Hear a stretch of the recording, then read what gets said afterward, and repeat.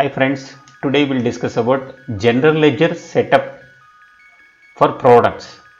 So we have different products in banking, housing loan, vehicle loan and savings account, current account. So every product there will be different general ledgers will be mapped.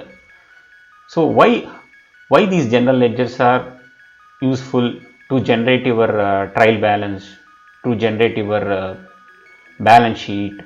So you want to know the total outstanding in savings bank account. You can't go to every savings bank account and add the entire balance and find out the total savings balance. So every savings bank account linked to one ledger. So if you know the ledger balance, you can know the entire account balance. If I take a loan, some ledgers will be mapped to these values. So principal balance in all the loans for a category. For example, I'll take a housing loans.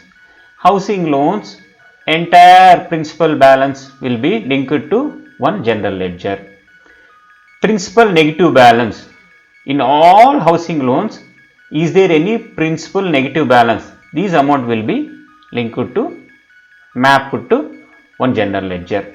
Interest accrued for all entire housing loans in our bank will be mapped to or linked to one general ledger. So you want to know the total accrual, interest accrual for a housing loans, just you go to general ledger, you found out the balance. So loans, one ledger, interest income will be mapped to one ledger. Late charges mapped to separate ledger. Miscellaneous income mapped to particular ledger. Repayment penalty income mapped to ledger. Charges mapped to separate ledger. So bank wants to know what is the charges collected from housing loans, or what is the charges collected, late charges collected from the housing loans. Directly they can go to the general ledger, they can verify the balance. If I take a savings bank account, then your general ledgers will be different. So we have separate ledger mapped to principal balance, and negative principal balance separate ledger as mapped. Accrued interest separate ledger is mapped.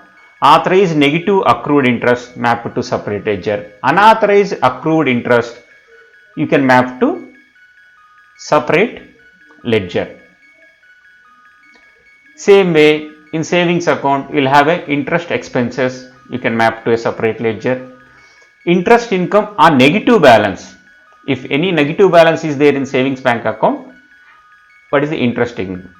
Discount interest you can map to separate ledger. Penalty income map to a separate ledger. Service fee you can map to separate ledger. Charges map to separate ledger. So that you want to know total charges collected from the savings bank account, directly you can go to the general ledger and you can find out.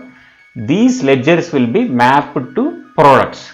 Automatically accounts opened under this product will be indirectly or directly mapped to these GLs. Thank you friends.